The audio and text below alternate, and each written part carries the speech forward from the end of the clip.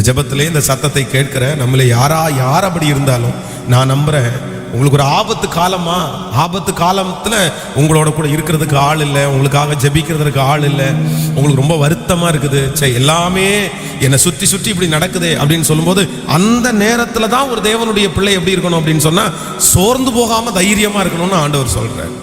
ஆமென். நீங்கள் யோசேப்பை குறித்து வேதம் சொல்லுகிறது, அவனுக்கு ஒரு பெரிய ஆபத்தான ஒரு காலம் அங்க இருக்கிறது, ஆபத்து நிறைந்த ஒரு வாழ்க்கை. அப்போ அந்த நேரத்தில் யார் ஆனாலும் சோர்ந்து தான் போவார்கள்.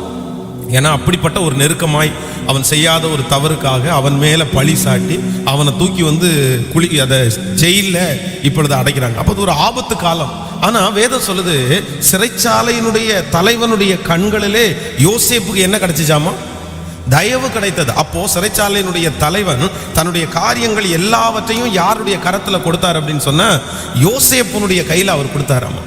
யோசேப்புனுடைய கையில விசாரிக்கிறதுக்காக கொடுத்திருக்கிறார். அப்போ நான் என்ன சொல்றேன்னா, தைரியமா இராத ஒரு மனுஷன், இல்லைன்னா அந்த ஆபத்து காலத்துல சோர்ந்து போகாத ஒரு மனுஷனால தான் அந்த பொறுப்பை கையில எடுத்து பண்ண முடியுமே தவிர, அந்த நேரத்துல யோசேப்பு சோர்ந்து போயிருந்தான்னா எல்லா கைதிகளை மாதிரி அவனும் போய் எப்படிதான் இருந்திருப்பான் அப்படின்னு சொன்னா ரொம்ப மன கஷ்டத்தோட தான் இருந்திருப்பான். அவனால எதுவுமே பண்ணியிருக்க முடியாது. அப்படியே மனசு உடஞ்சு போய், ஐயோ நான் செய்யாத தவறுக்காக இப்படியெல்லாம் பண்றாங்களே, இப்படியெல்லாம் செய்யறாங்களே அப்படின்னு அவன் வருத்தத்தோட தான் போய் உட்கார்ந்துருப்பானே தவிர அவனால எந்த பொறுப்பையும் நேர்த்தியாய் செய்ய முடியாது. அதனால இந்த ஜெபத்துல இருக்கிற ஒவ்வொரு ஆண்டவருடைய பிள்ளைகளுக்கும் ஆண்டவர் வாக்கு கொடுக்கிறார், நீ ஆபத்து காலத்துல என்ன பண்ணாத அப்படின்னா சோர்ந்து போகாதேன்னு கர்த்தர் வாக்கு கொடுக்கிறார்.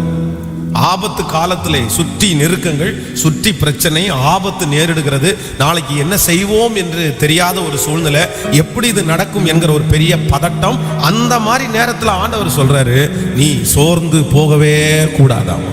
ஆமேன் சொல்லுங்கள். நம்ம எப்படி இருக்கணும்னா பலமா இருக்கணும், நம்ம பலமா இருக்கணும். சில வீடுகளிலே சிலர் மட்டும்தான் ரொம்ப சோர்ந்து போகாம எதுக்குனாலும் வேகமா ஓடிட்டே இருப்பாங்க.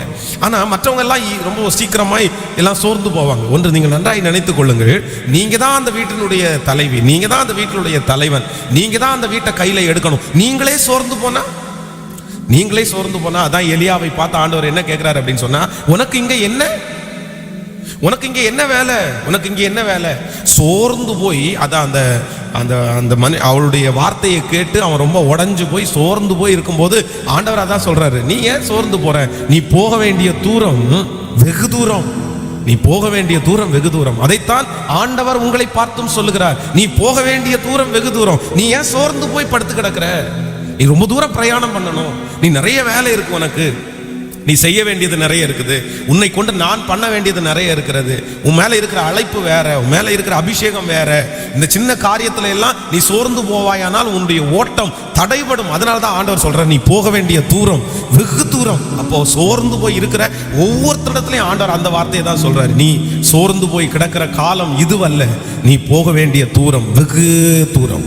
நீ நிறைய இடத்துல பிரயாணம் பண்ண வேண்டியது இருக்குது, நீ நிறைய ஊழியங்களை செய்ய வேண்டியது இருக்கிறது, நீ நிறைய மனிதர்களை தட்டி எழுப்ப வேண்டியது இருக்குது, உன்னை கொண்டு நான் செய்யக்கூடிய காரியம் இன்னும் நிறைய இருக்கிறது, உன்னுடைய ஜெபத்தை கொண்டு ஆண்டவரை அசைக்க வேண்டிய நிறைய காரியங்கள் இருக்கிறது. அதனாலதான் கர்த்தர் சொல்றாரு, நீ என்ன பண்ணாத அப்படின்னா ஆபத்து காலத்துல நீ சோர்ந்து போகாத அப்படின்னு ஆண்டவர் வாக்கு கொடுக்கிறார். ஆமேன்னு சொல்லுங்க.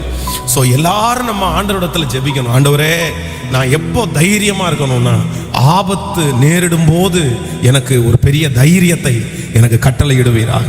எப்ப எனக்கு தைரியத்தை தாருங்க சொல்லுங்க, ஆபத்து நேரிடும் போது எனக்கு ஒரு தைரியத்தை தாரும். அதான் ஒரு பரிசுத்தவான் சொல்லும் போது ரொம்ப அழகா அவருடைய சாட்சியை சொன்னார். ஒரு சூழ்நிலையிலே அவர் பிரயாணம் பண்ணும்போது அவருடைய கார் ஒரு பெரிய விபத்துக்குள்ள ஆளாகி ஒரு பெரிய காட்டுக்குள்ள அவர் சிக்கினார். அப்போ நிறைய மிருகங்கள் வாழ்கிற அந்த இடம், அவர் தனியாக இருக்கிறார், அவருடைய போன் அவரால் பயன்படுத்த முடியல, தன்னுடைய உடம்புல பல பாகங்களிலே அடிக்கப்பட்டு கிடக்கிறது, கொஞ்சம் கொஞ்சமாய் தன்னுடைய சரீரத்தில் அவர் டவுன் ஆகிறது அவருக்கே தெரியுது. அப்போ இனி என்ன பண்ணுவோம், இந்த காட்டில் யாரை கூப்பிடுறது, அந்த ஹெல்ப்பு கேட்கறதுக்கே வழி இல்லை, நடு ராத்திரி.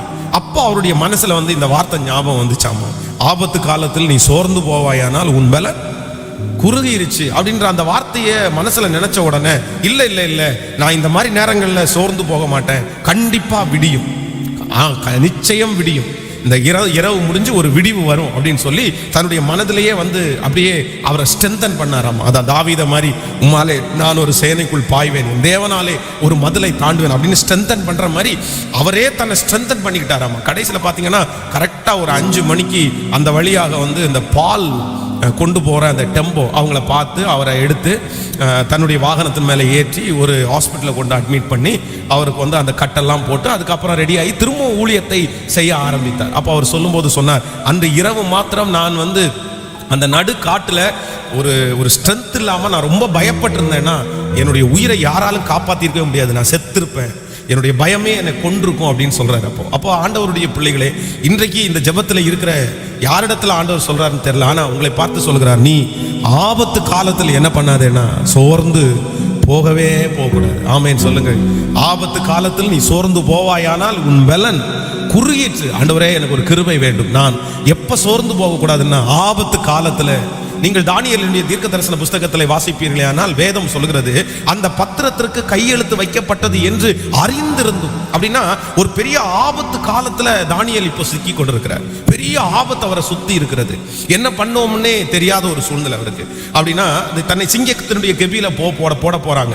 அங்க இருக்கிற எல்லாருமே அவருடைய முகத்தையே பார்த்துட்டு இருக்கிறாங்க. இவன் முகம் அப்படியே சுண்டி போயிருமா, இவன் வெள்ளமா குறைஞ்சிருவானா அப்படின்னே பார்த்துட்டு இருக்கும்போது வேதம் சொல்லுது, தானியேல் முன்பு ஜெபித்து வந்தபடியே 3 வேளை என்ன பண்ணனாமா அவன் ஜெபம் பண்ண. அப்போ அந்த ஆபத்து நேரிடும் போது அவனுடைய இருதயம் என்ன பண்ணல அப்படின்னா சோர்ந்து போகவே இல்லை. கர்த்தருடைய பிள்ளைகளே, அப்போ உங்களுக்கு முன்பாக இருக்கிற பிரச்சனைகள் வந்து உங்களை தினம் தினம் அழுத்தி கொண்டிருக்கலாம். ஆனா கர்த்தர் உங்களுக்கு வாக்கு கொடுக்கிறார், நீ மற்ற நேரங்களில் இருந்தா கூட உன்னை தூக்கி எடுக்கலாம், ஆனா ஆபத்து காலத்துல மட்டும் நீ என்ன பண்ணிடாதன்னா சோர்ந்தே போகக்கூடாது. ஹாஸ்பிட்டல்ல இருக்கும் போதுதான் நீங்க பலனா இருக்கணும். சத்தமாய் ஆமேன்னு சொல்லுங்கள். கடன்காரங்க வீட்டுக்கு முன்னாடி வந்து கத்தும் போதுதான் நீங்க வந்து பலனா இருக்கணும். ஆமேன். உங்களுடைய சரீரம் ரொம்ப பலவீனப்பட்டிருக்கும் போதுதான் உங்க மனசு பலனா இருக்கணும். உங்களுக்கு நடக்கிறதெல்லாம் எதிராக இருக்கும் போதுதான் நீங்க பலனா இருக்கணும். சத்தமா ஆமேன்னு சொல்லுங்கள்.